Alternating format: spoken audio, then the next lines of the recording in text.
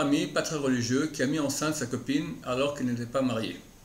Malgré une très grande morale que j'essaie de lui faire, il s'est tout de même dirigé vers l'avortement, étant donné les circonstances. Famille de la fille issue d'une famille religieuse, relation en mariage, etc.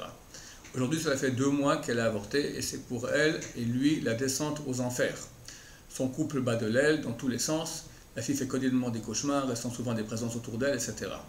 Aujourd'hui, ma question est simple. C'est un garçon qui n'était pas chômeur Shabbat et qui a fait quand même pas mal de progrès. Il met le tefilin tous les jours, fait Shabbat, mais aujourd'hui, j'ai le sentiment d'un léger relâchement de sa part suite à cet événement.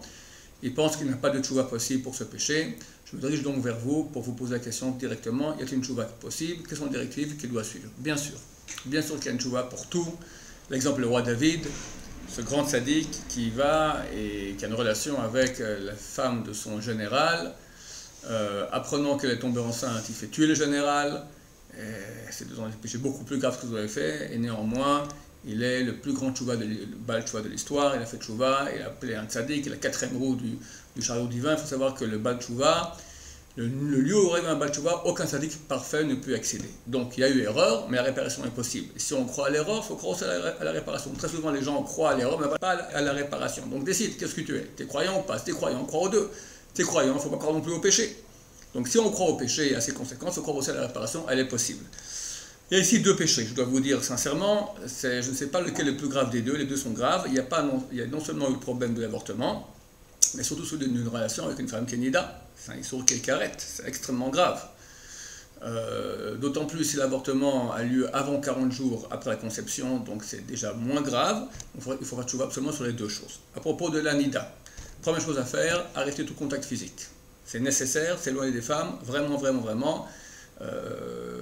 C'est extrêmement grave dans une relation ensemble. Même tout contact avec une femme qui n'est pas la nôtre est interdit, même si la nôtre, lorsqu'elle est nida, il est écrit que mieux vaut se faire tuer que de transgresser cet interdit-là. On n'est pas passible de mort, mais mieux vaut se faire tuer. Si un gars vient nous dire ou tu touches maintenant ta femme qui est nida, tu l'embrasses par exemple, ou je te tue, il faut préférer se faire tuer. Plus forte raison si ce n'est pas notre femme. Comment on répare cela? Donc première chose, c'est l'éloigner des femmes. Ensuite, beaucoup de Torah. Pour l'homme, beaucoup de Torah, c'est ça qui répare le plus. Donner beaucoup de tzedaka. Et une fois qu'on a beaucoup monté en Torah et fait beaucoup de tzedaka, c'est bien de faire un jeûne comme Yom Kippour, et jeûner pour la Nida 80. Alors normalement on devrait jeûner 82 jours de suite, mais on n'a pas la force, alors on jeûne comme Yom Kippour, et on donne en tzedaka l'argent qui nous aurait été nécessaire pour nous nourrir 82 jours.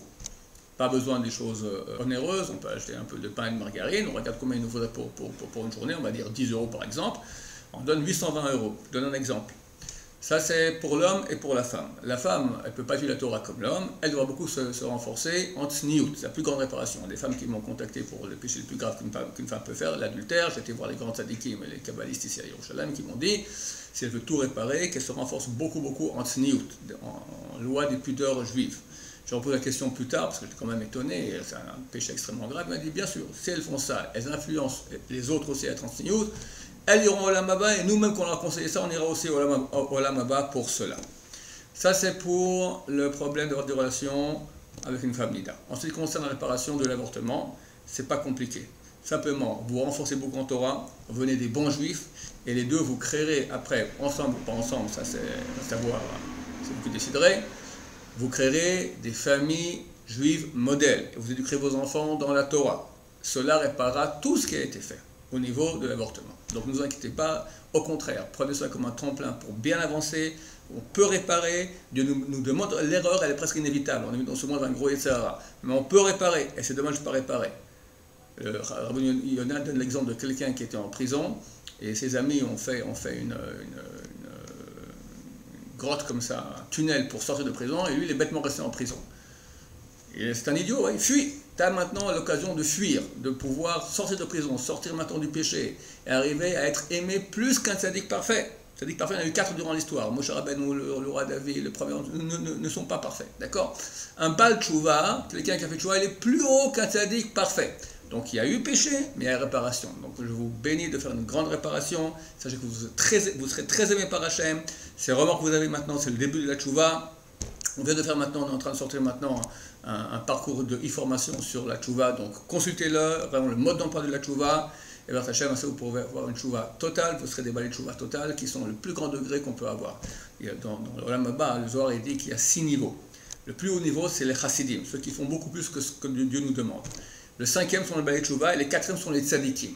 Les tzadikim ne veulent pas rentrer dans le monde des balais de chouva. Donc vous, par ce péché-là, vous devenir un bal de chouva. Alors on ne dira pas à personne va pécher. C'est celui qui dit je vais pécher, comme après je ferai chouva, on l'empêche de faire chouva. Mais maintenant que le péché a déjà été fait, sachez que Dieu vous tend sa main et vous dit reviens, je t'aime, je veux que tu reviennes près de moi.